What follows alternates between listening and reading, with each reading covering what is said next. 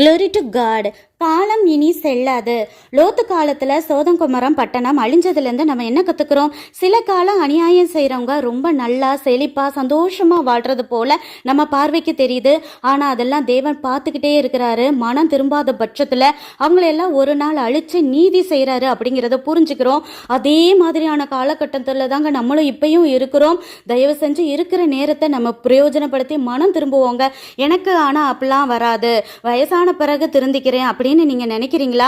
போன வருஷம் இப்படி டிசம்பர் 31 வரைக்கும் நினைச்சவங்க தானே கலிஃபோர்னியா முழுவதும் அக்கினி எரிஞ்சப்போ என்ன நினைச்சிருப்பாங்க?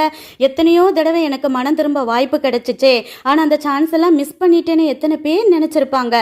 போன வாரம் கூட நியூஸ்ல ஒரு விளையாட்டு வீரர் பயில்வான் போல இருக்கிறாரு.